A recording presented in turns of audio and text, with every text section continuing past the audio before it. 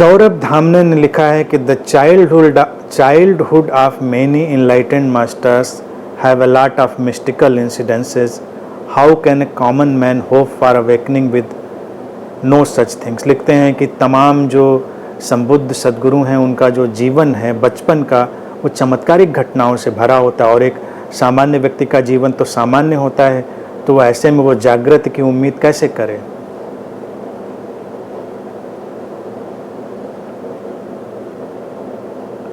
जितनी भी कहानियाँ तुम सुनते हो ये बचपन की, चमत्कारिक बचपन की, वो कहानियाँ हैं.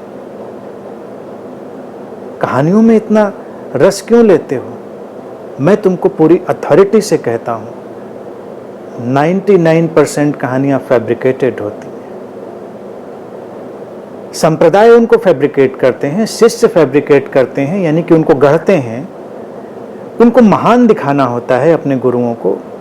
उस महानता को गढ़ने के लिए गढ़ा जाता है कि बचपन ही कितना चमत्कारिक था, ऐसे जैसे कहीं अलौकिक आयाम से कुछ उतरा था, मानवीय नहीं था, अति मानवीय था. ये सारी बातें फिक्शन, कहानियां हैं, उनमें रुचि ना लें. प्रत्येक व्यक्ति का जीवन सामान्य जीवन है. जागृत गुरुओं का, जिनको कहते हैं इनलाइटेंड मास्टर, उनका जीवन भी उतना ही सामान्य होता है जितना किसी और का. उनका बचपन भी उतना ही सामान्य होता है जितना किसी और का.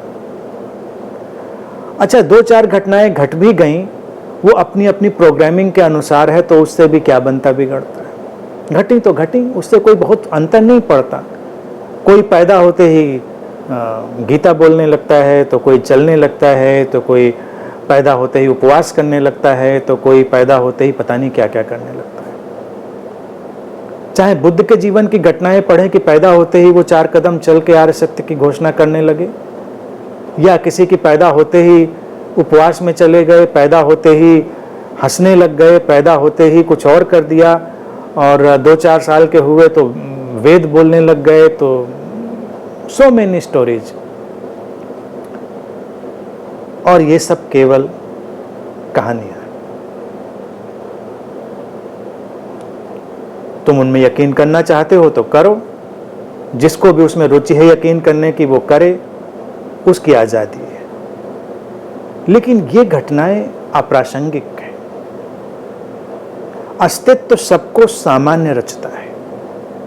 और इनलाइटेंड मास्टर जिसको कहते हैं ना, जागृति होती ही वो है जो उसकी साधारणता में पैदा हो जाती है. साधारण है व्यक्ति और साधारणता में इतनी गरिमापूर्ण ढंग से है, इतनी शांति में है कि वही जागृति की पहचान है. ये नहीं पहचान है कि कुछ बहुत विशेष घटनाएं घट रही थी और इतिहास में किसी की भी घटनाएं हों, उनमें कोई भी मूल्य नहीं है. बनाना चाहें घटनाएं तो बहुत सारी बनाएं. मैं अपने बचपन की तरफ लौट कर देखता हूं, 2-4 घटनाएं मुझे भी ढूंढ के मिल जाती हैं. कई बार मैंने जिक्र किया तो लोगों ने कहा अच्छा इनको लिखें. मैंने कहा नहीं, ये सब नहीं. हुआ अस्तित्व की मर्जी थी, उस समय कुछ हुआ, लेकिन वो कोई उदाहरण नहीं है, वो कोई महत्वपूर्ण चीज नहीं है कि उसको हम उदाहरण की तरह प्रस्तुत करें. और इनलाइटेंड मास्टर्स की घोषणा ही यही होती है कि अस्तित्व सबको दिव्य ही रचता है. वो दिव्यता साधारणता में ही असाधारणता का प्रकट होना है. ऑर्डिनरीनेस में ही वो एक्स्ट्राऑर्डिनरीनेस पैदा होती है. इसलिए उसकी तलाश कभी ना करें. वो तलाश करेंगे तो कहानियों के जंगल में खो जाएंगे, संप्रदायों के जंगल में खो जाएंगे. फिर बड़े हो जाएं, बचपन के आगे बड़े हो जाएं गुरु लोग, तब भी कहानियां, ऐसा हुआ तो वैसा हुआ, ये चमत्कार वो चमत्कार. पता नहीं, मुझे आज तक ये बात समझ में नहीं आई कि लोगों को ये चैन क्यों नहीं आता कि शांति से, साधारणता से किसी भी बात की गहराई को, उसकी दिव्यता को स्वीकार कर लें.